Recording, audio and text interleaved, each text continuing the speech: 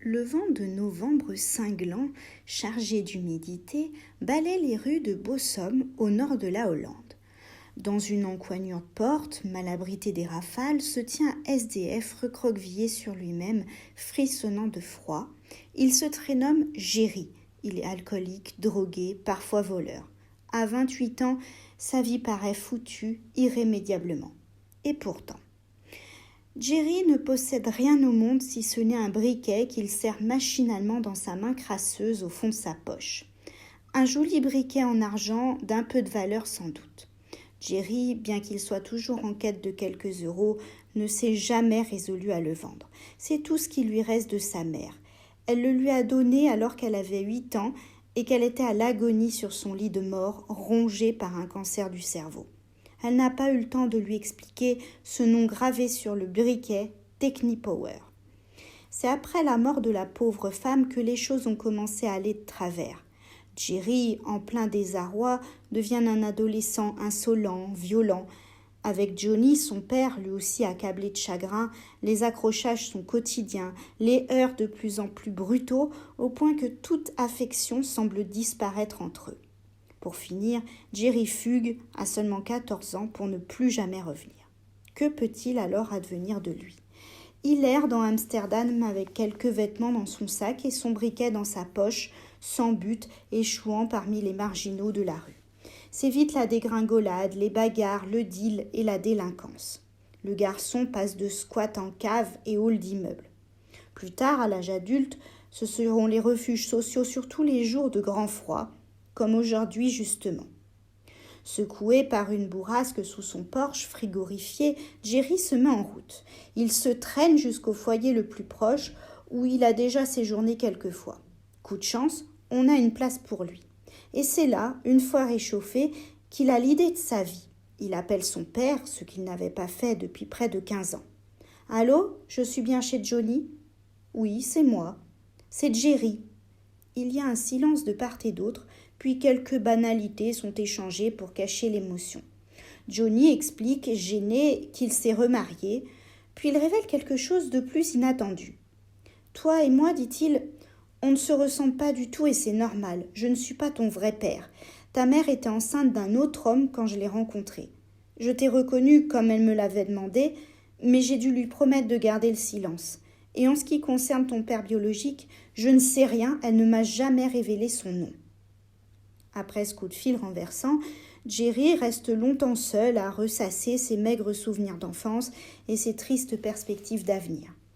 Sans formation, ni argent, ni adresse, avec ses joues creuses et ses bras couverts de tatouages, que peut-il encore espérer de la vie ?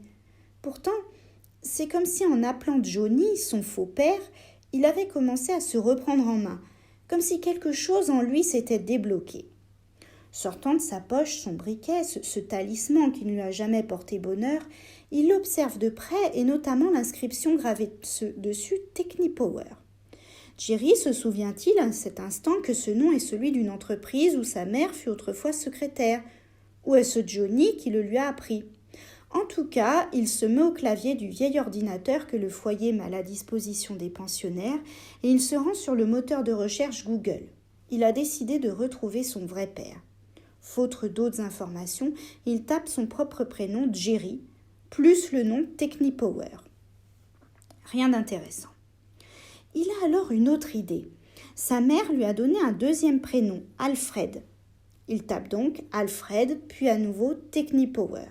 Et cette fois, voici une réponse précise. Le PDG fondateur de l'entreprise Technipower se nomme Alfred Winkler. Ou plutôt, se nommait. Jerry, en quelques clics, apprend que l'homme est mort à 80 ans en 1992. En laissant derrière lui une multinationale d'électronique bâtie à partir de rien, à force de travail, d'intelligence et d'acharnement. Avant de disparaître sans enfant, emporté par un cancer du pancréas, l'industriel a légué toute sa fortune à une fondation spécialement créée pour soutenir des associations d'aide aux démunis et de défense des animaux. Jerry trouve sur Internet une photo d'Alfred Winkler au temps de sa jeunesse et il se met soudain à pleurer. Entre le grand patron et lui, pauvre épave de la rue, la ressemblance physique est frappante. Quelques semaines plus tard, le jeune homme obtient rendez-vous à la fondation Winkler, installée dans un gros manoir de briques rouges des environs de La Haye. Il y est reçu avec bienveillance par les 2 responsables qu'avait nommés Alfred Winkler à la tête de l'organisation. Et ceux-ci lui conseillent avec bon sens de se soumettre à un test ADN, ce qui est fait très rapidement grâce à une dent du défunt pieusement conservée. Le verdict tombe, Jerry est bien le fils du fondateur de Technip Power. Incroyable, un briquet, un simple petit briquet va totalement métamorphoser la vie d'un jeune homme à la dérive.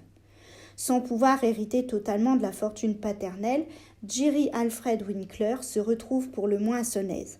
Il reçoit de la fondation un capital de 3,5 millions d'euros, agrémenté d'une rente mensuelle à vie. Inutile de dire qu'il ne dort plus dehors. Mieux, il tourne le dos à l'alcool et à la drogue.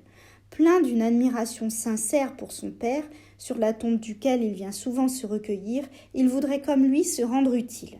Aujourd'hui, l'ancien SDF a tenu parole. Malgré son nouveau statut qui lui permettrait de se la couler douce au soleil, Jerry œuvre chaque semaine comme travailleur social dans un centre d'hébergement d'Amsterdam.